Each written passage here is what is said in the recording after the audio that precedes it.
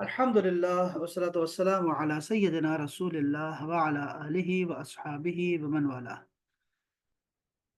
अम्मा बाद फ़अऊज़ु बिल्लाहि मिनश शैतानिर रजीम। बिस्मिल्लाहिर रहमानिर रहीम। सिबगतल्लाह व मन अहसनु मिनल्लाहि सिबगतन व नहनु लहु आबिदून। सदक़ल्लाहु मौलाना अज़ीम। सिबगतल्लाह, ये नाम भी रखते हैं। सिबगा, सिबगा का मतलब होता है रंग। सिबगतल्लाह, अल्लाह का रंग। लाजिम पकड़ लो, यानी यहाँ पे एक जुमला खत्म हो रहा है बाकायदा से। अच्छा, और क्या है यहाँ पे, एक लफ्ज छुपा हुआ है। इल्जमू, लाजिम पकड़ लो, मजबूत पकड़ लो अल्लाह का रंग। अल्लाह के रंग में रंग जाओ। अब इसकी तफसील हम पढ़ेंगे जरा। अल्लाह रसूल ने हदीस पाक में इसकी तफसील बताई है। वमन अहसन मिन अल्लाह सिबगा, अब ये दूसरा जुमला है। आपने फरमाया, अल्लाह पाक फरमाते हैं कि वमन, और कौन है, अहसन, यानी अहसन का मतलब होता है ज्यादा अच्छा, मिन अल्लाह सिबगतन, अल्लाह के रंग से ज्यादा। अल्लाह के रंग से ज्यादा किसका रंग अच्छा है? कौन ज्यादा रंग में अच्छा है? व नहनु लहू आबिदून, और ये कहा करो कि हम उसी की इबादत करने वाले हैं। अल्लाह ताला के रंग यानी दीन को लाजिम पकड़ लो। अल्लाह ताला के दीन या रंग से बेहतर किसका रंग हो सकता है? और हम उसी अल्लाह की इबादत करने वाले हैं। इसी एक आयत को मैं बस बरकत के लिए पढ़ता हूँ। जिस रंग के कपड़े के जाहिर में सरैयत कर जाता है, जिस तरह रंग कपड़े के जाहिर और बातिन में सरैयत कर जाता है, इसी तरह अल्लाह ताला के दीन के सच्चे अकायद हमारे रगो पे में समा गए हैं। हमारा जाहिर और बातिन इसके रंग में रंग गया है। हमारा रंग जाहिरी रंग नहीं जो कुछ पैदा न दे, बल्कि ये नुफूस को पाक करता है। जाहिर में इसके आसार हमारे अमाल से नमूदार होते हैं। और ईसाइयों का तरीका ये था कि जब अपने दीन में किसी को दाखिल करते या उनके यहाँ कोई बच्चा पैदा होता है, तो पानी में जर्द रंग डालकर इसमें एक शख्स या बच्चे को गोता दे देते हैं और कहते हैं अब ये सच्चा ईसाई हुआ। इस आयत में इस आयत में रद्द फरमाया कि ये ज़ाहरी रंग किसी काम का नहीं है।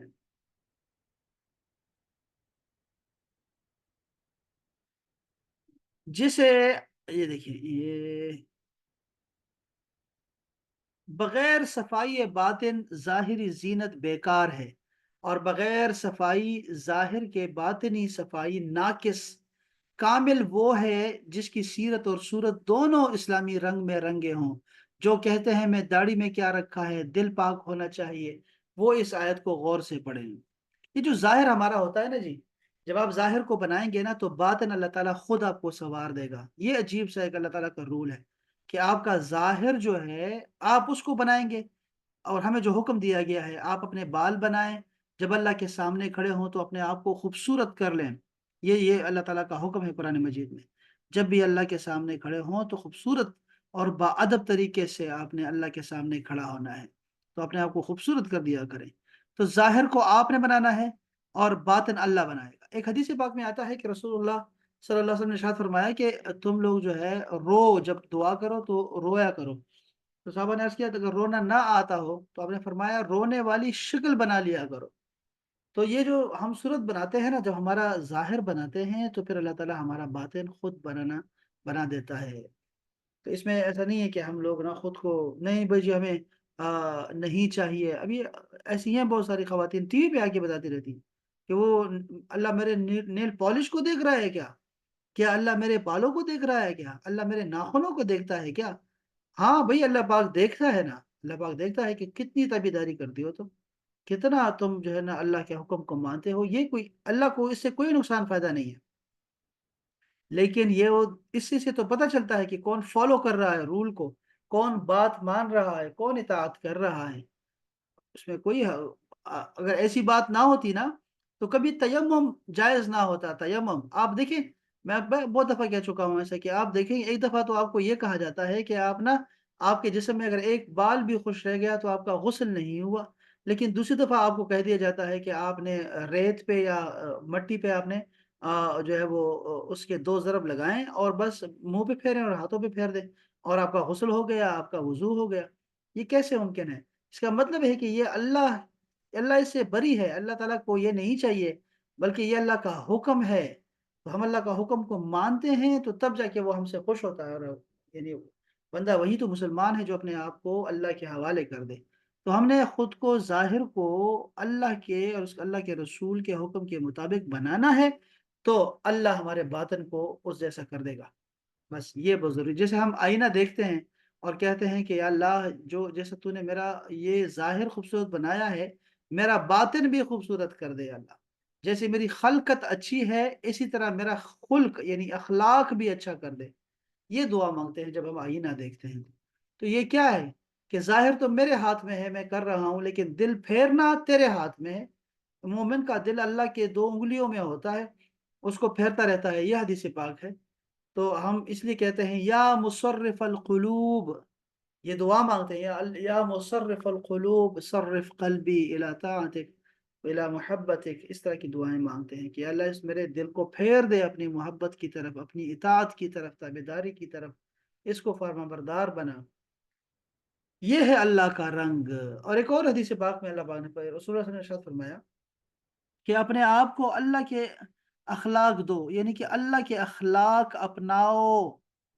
اللہ کے اخلاق کیا کیا ہیں؟ آپ جو جو توقع کرتے ہیں اللہ تعالیٰ سے کہ وہ معاف فرمانے والا ہے، تو خود کو معاف فرمانے والا بنا دو، لوگوں کو معاف کر دیا کرو۔ اب اللہ کیسے کرتا ہے؟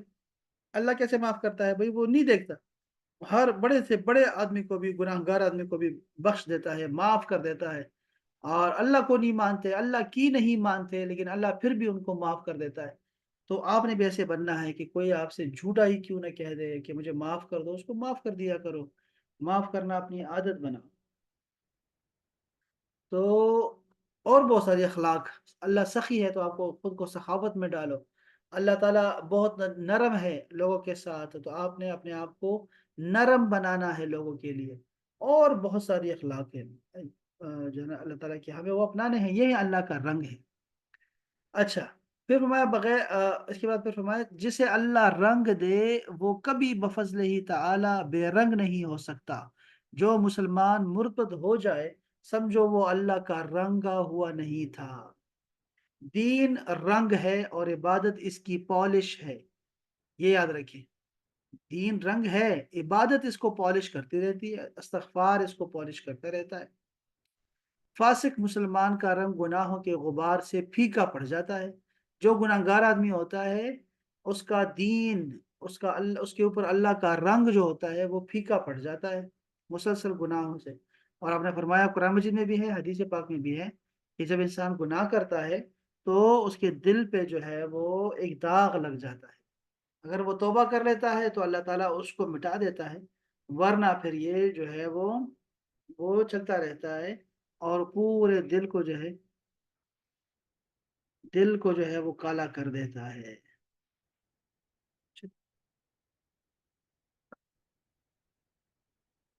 اچھا جی، دین، اس کے علاوہ صحابہ کرام درست یہ ایمان کی کسوٹی ہیں۔ اچھا، صحابہ کرام وَنَحْنُ لَهُ عَابِدُونَ سے ہم اسی کی عبادت کرتے ہیں، اور صحابہ کرام جو ہیں یہ کسوٹی ہیں۔ تا قیامت جس کا ایمان صحابہ سا ہوگا وہ مومن صادق ہے، جس کا ایمان ان کے مخالف ہے وہ بے ایمان ہے۔ ہم نے اس کی بہت ساری باتیں بتائی ہوئی ہیں، اور رسول اللہ نے ارشاد فرمایا کہ ما انا علیہ و اصحابی، وہ فرقہ دوزخ میں نہیں جائے گا جو اس پر ہوگا جس پہ میں ہوں اور میرے صحابہ کرام ہیں۔ آپ نے ایک اور بھی فرمایا کہ اصحابی کا نجوم بِأَيِّهِمْ اقتدیتم اہتدیتم، کہ میرے صحابہ جو ہیں یہ ستاروں کی مانند ہیں، جس کے پیچھے بھی چل پڑو گے راستہ پا جاؤ گے۔ تو یہ جو راستے تلاش کرتے تھے نا، یہ ابھی بھی لوگ ایسے ہی کرتے ہیں، ستاروں سے راستے لوگ جو ہے نا وہ سمجھتے ہیں۔ تو اب یہ سارے صحابہ جو ہیں وہ ایسے ہی ہیں۔ جیسے قرآن کے بارے میں فرمایا کہ 4 لوگوں سے قرآن مجید لو، آپ نے پھر 2 مہاجرین کے نام لیے، 2 انصار کے نام لیے، اور آپ نے فرمایا قرآن مجید ان سے سیکھو۔ ہمارا جو فقہ حنفی ہے وہ عبداللہ بن مسعود سے زیادہ روایت ہے۔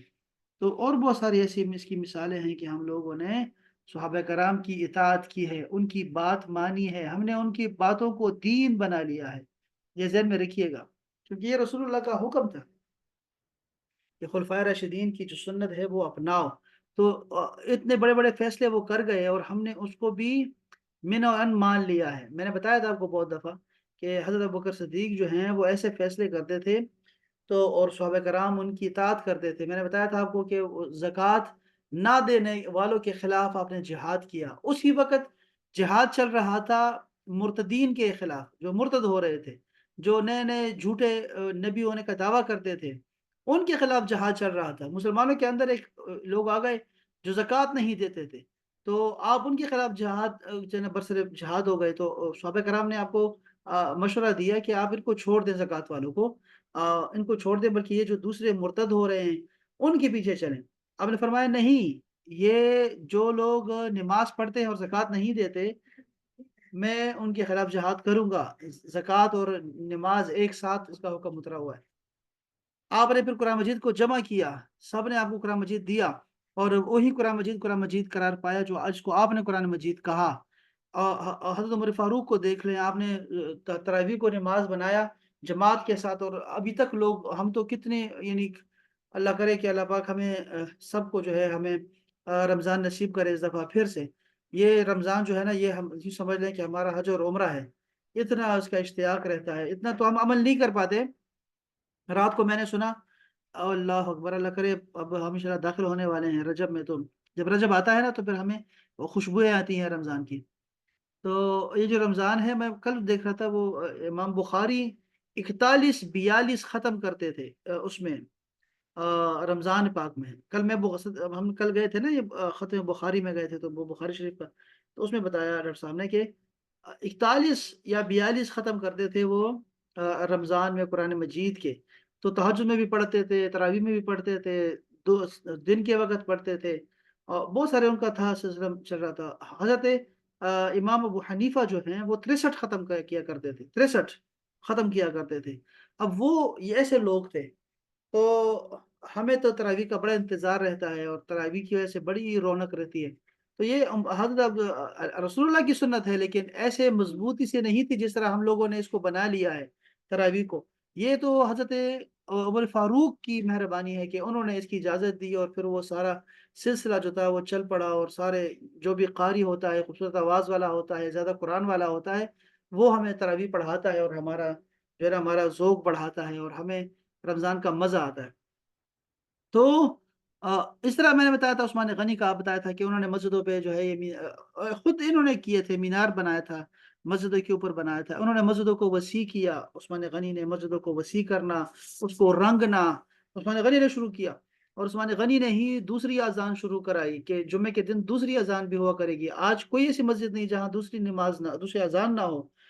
تو میں آپ کو یہ بتانا چاہ رہا ہوں کہ اس کے علاوہ، یہ تو خلفائے راشدین کی باتیں ہو رہی ہیں ساری، اس کے علاوہ جو باقی صحابہ کرام کرتے تھے وہ بھی ہمارے دین کا حصہ ہیں۔ بہت ساری ایسی ان کے اقوال ہمارے لیے قرآن کی تفسیر ہیں، ان کا کوئی بھی عمل ہے وہ ہمارے لیے رسول اللہ کا حکم ثابت ہوتا ہے، کہ اسی سے ان کا عمل ثابت ہوتا ہے رسول اللہ کا، ان کی وجہ سے۔ خوب گرم کا خور تھا، گرم کا بالکل مانچو سمی گرم کرنے بھی رہا ہاں سب دو ٹکڑا والا دو ٹکڑا والا بہت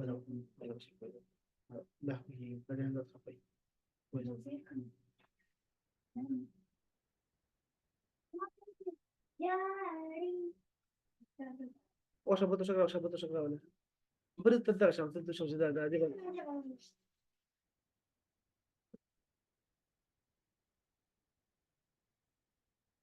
چلیں جی۔ تو یہ ہے جی اللہ تعالیٰ کے رنگ میں رنگے ہوئے لوگ، ہمیں تو بس انہوں نے دین سکھایا ہے۔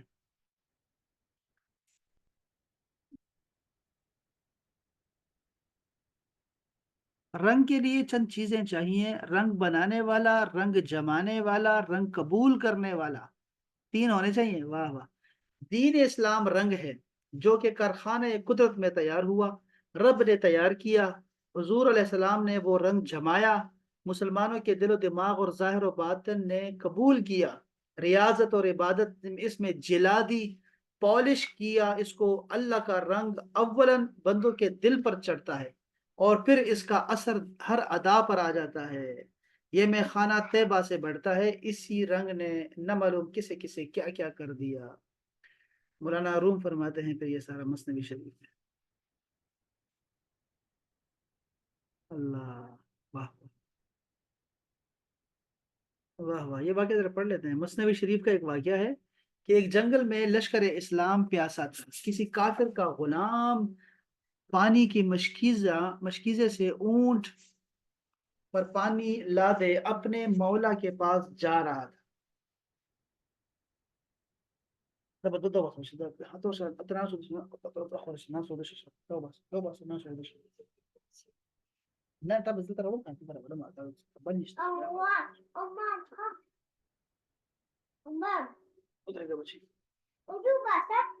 ایک منٹ یار، میں ذرا بچوں کو، آج کل بچے میرے پاس ہوتے ہیں تو یہ بڑا کرولا بن گیا ہے۔ آرام سے آو دا بس بس دور کلک بنک چور بنک مور دی ورنہ بندے دور کلک بنک شاباش۔ اچھا جی، یہ واقعہ سننے والا ہے کہ ایک غلام تھا، ٹھیک ہے، اللہ، کافر کا غلام تھا، پانی کی مشکیزیں اونٹ پر لادے ہوئے اپنے مولا کے پاس جا رہا تھا۔ سرکار کے حکم سے اسے روک کر اس کی مشکیزیں سے سارا پانی لشکر کو پانی پلا دیا گیا۔ آپ سمجھ گئے بات کو کہ وہ کافر کا غلام تھا اور سرکاری لوگ آئے اور اس کو روکا اور اسے پانی لے کے اپنے فوج کو پلا دیا۔ لشکر کے مشکیزیں بھر دیے گئے اور غلام کا پانی اتنا ہی رہا۔ حضور علیہ السلام نے اس کالے غلام کو سینے سے لگا کر فرمایا، جا، اللہ جانے ایک آن میں اسے کیا کر دیا کہ وہ نہایت حسین و جمیل خوبصورت جوان ہو گیا۔ جب وہ اپنے مولا کے پاس پہنچا تو وہ اسے پہچان نہ سکا اور کہنے لگا، تو کون ہے؟ میرا غلام کہاں ہے؟ وہ بولا، میں ہی تیرا غلام ہوں۔ مولا نے کہا، وہ تو کالا تو گورا، وہ حبشی تو رومی۔ اس نے جواب دیا پھر یہ، یعنی میں تھا تو حبشی، مگر کچھ دیر صدر نبوت کے پاس بیٹھ کر بدر بن گیا۔ اللہ، اور بدر یعنی کہ چاند بن گیا اور میری عزت اور قدر بڑھ گئی۔ صبح سر صبح سر صبح سر صبح سر صبح سر صبح سر باقی کی خدا تو جی، اس کے پاس اللہ کے رنگ کی ایک کاٹ تھی، کاٹ جس میں غوطہ دے کر رنگ برنگوں کو یک رنگ بناتا تھا اور بے رنگوں کو رنگ برنگا۔ اوئے ہوئے ہوئے ہوئے، اس کاٹ کے رنگ سے کوئی صدیق بن گیا، کوئی فاروق۔ اس غلام کے طفیل اللہ وہ رنگ ہم پر بھی چڑھا دے۔ ونحن عابدون سے معلوم ہوا کہ عارفین تو رضا الہی کے لیے عبادت کرتے ہیں، نہ کہ جنت کے شوق اور دوزخ کے خوف۔ یہ بات یہاں بھی لکھی ہے، دیکھو نا، یہ بات یہاں لکھی ہے۔ اللہ کرے کہ وہ واقعہ مجھے مل جائے، میں بڑا ڈھونڈ رہا تھا بہت زیادہ۔ میں نے اس جمعے پہ جو خطاب کیا ہے نا، اس میں ایک بات بتائی میں نے۔ اس دفعہ جمعے کا خطاب جو تھا وہ تھا حضرت سالم پہ۔ دو سالم گزرے ہیں، ایک سالم جو تھا وہ صحابی ہے اور ایک سالم جو ہے وہ تابعی ہیں۔ تو اس میں سے خیر یہ جو ضروری بات ہے وہ بتانا چاہ رہا تھا آپ کو کہ حضرت عمر فاروق رضی اللہ تعالیٰ نے فرمایا کہ بیٹھ کہ ایک آپ نے فرمایا کہ رسول اللہ صلی اللہ علیہ وسلم نے ارشاد فرمایا کہ سالم اگر اللہ تعالی سے نہ بھی ڈرتا تب بھی وہ اللہ تعالیٰ کی نافرمانی نہ کرتا کبھی۔ یعنی وہ ڈرتا ہے اللہ تعالیٰ سے، لیکن اگر وہ نہ ڈرتا نا تب بھی وہ اللہ تعالیٰ کی نافرمانی نہیں کرتا۔ اتنی مشکل بات ہی ہے سمجھنا، لیکن حضرت سیدہ رابعہ بصری نے یہ کام بڑا آسان کیا ہمارے لیے نا۔ ان کا واقعہ بڑا مشہور ہے اور بڑا آسان واقعہ ہے، اس سے سمجھ آتی ہے کہ وہ ایک دن جو ہے وہ جذب میں آ کر نا، اپنے جو ان کا ایک جلال ہوتا ہے اس میں آ کر وہ راستے میں چل رہی تھی تیز تیز، اور ہاتھ میں پانی تھا اور ایک ہاتھ میں جو ہے وہ آگ لکڑی پہ لگائی ہوئی تھی اور وہ ساتھ چل رہی ہے۔ تو کسی نے پوچھا کیا کرنے جا رہی ہو؟ تو انہوں نے فرمایا کہ میں یہ آگ سے میں جنت کو جلانے جا رہی ہوں اور پانی سے دوزخ کو بجھانے جا رہی ہوں، تاکہ اس کے بعد اگر کوئی بھی جو عبادت کرے وہ کوئی بھی جنت کے لالچ میں یا دوزخ کے ڈر کی وجہ سے نہ کرے، بلکہ وہ اللہ کے لیے عبادت کرے، اللہ کی۔ اب یہ جو واقعہ تھا نا، یہ ہمیں سمجھاتا ہے کہ ایسے بھی ہوتا ہے کہ ہمارے دل میں اخلاص کا وہ لیول آ جائے کہ ہم جو کام بھی کریں وہ صرف اللہ کے لیے کرے، اس میں ہم کسی چیز کی پرواہ نہ کریں، کسی چیز کی لالچ نہ کرے، کوئی ڈر نہ ہو، کوئی خوف نہ ہو ہمیں، صرف اللہ کے لیے ہو وہ یہ وہ رنگ تھا۔ تو یہاں دیکھو، یہاں بھی وہی لکھا ہوا ہے وَنَحْنُ لَهُ عَابِدُونَ، کہ عارفین، جو عارفین ہے اور عرفا، جو عارف بندہ ہوتا ہے وہ رضا الہی کے لیے کرتا ہوتا ہے عبادت، نہ کہ جنت کے شوق میں، نہ دوزخ کے خوف سے۔ جنت ہمیں کیوں عزیز ہے پتہ ہے؟ جنت ہمیں اس لیے نہیں عزیز کہ وہاں حور ہے، وہاں قصور ہیں، وہاں نعمتیں ہیں، یہ چیزیں تو ساری رسول اللہ نے فرمائی ہمیں اور ہمیں شوق دلایا وہاں کا۔ لیکن اب جیسے میں اپنے دل کو طرف دیکھتا ہوں نا، یہ آپ لوگوں کو بھی ایسے ہونا چاہیے، اس سے بھی الگ ہونا چاہیے کہ آپ جنت کو مقام ملاقات سمجھیں، کہ یہ اللہ اور اس کے رسول کی ملاقات کی جگہ ہے۔ یہ جتنے پیارے پیارے لوگ گزرے ہیں، انبیاء کرام ہیں، یہ اہل بیت کے جتنے بھی ازواج مطہرات ہیں، اور کتنے بڑے بڑے نام ہیں، صحابہ کرام ہیں، اولیاء اللہ گزرے ہیں بڑے بڑے، ان لوگوں سے ملاقات کی جگہ ہے جنت میں۔ حضرت ابو ہریرہ رضی اللہ عنہ نے ایک دفعہ مقام سعید بن مسیب سے ملاقات کی، یا کسی صحابی سے ملاقات کی، تو آپ نے کہا کہ دعا کرو کہ اللہ تعالی ہمیں ایسی ہماری ملاقات نا، اچانک ملاقات ہماری یہ جنت کے بازاروں میں ہو جائے۔ تو انہوں نے عرض کیا کہ کیا جنت میں بازار ہوں گے؟ آپ نے کہا ہاں، وہاں جمعہ بازار لگے گا، جمعہ بازار ہوگا، اور وہاں پہ سارے لوگ جب جائیں گے وہاں پر، تو جیسی ہی خواہش آئے گی وہ اس کو حاصل ہو جایا کرے گا فوراً۔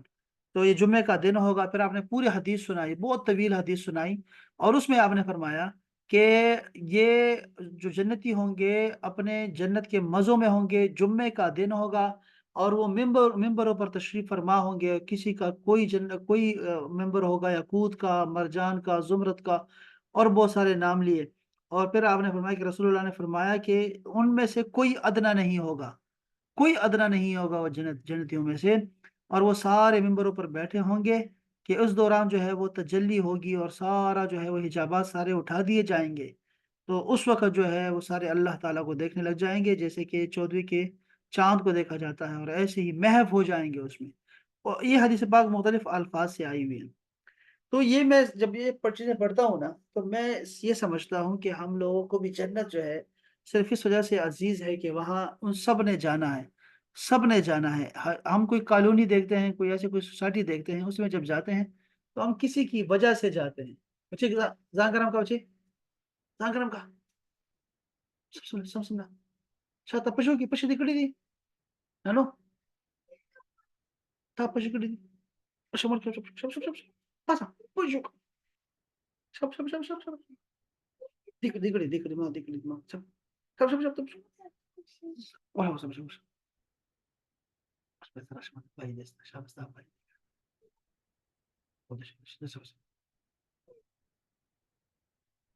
چلو یار، چلے بس اتنا کافی۔ یہ بچے مجھے نا بالکل بھی جو نا پتہ نہیں مائیں کیسے پالتی ہیں بچوں کو، 5 منٹ میں انہوں نے جو ہے نا میرا سارا جو ہے توجہ نہیں ہونے دیتے میری۔ ابھی 5 ہے، ابھی تو 5 ہو تو ابھی چلنا نہیں شروع کیا اس نے۔ اللہ خیر فرمائے یار، قاری صاحب مہربانی فرماؤ میرے بھائی۔ چلیں جی، اس کو چلے پھر ہم کل دوبارہ بھی یہ موضوع دوبارہ بھی ڈسکس کر سکتے ہیں انشاءاللہ تعالی، اور آگے بھی چلتے پڑیں گے انشاءاللہ تعالی۔ یہ برکت کے لیے میں نے چلے ایک آیت پڑھ دی ہے، باقی کل سے انشاءاللہ۔ اپنا خیال رکھیے گا اور دعاؤں میں یاد رکھیے گا۔ کل ملتے ہیں انشاءاللہ۔ السلام علیکم ورحمۃ اللہ تعالی وبرکاتہ۔ وعلیکم السلام ورحمۃ اللہ۔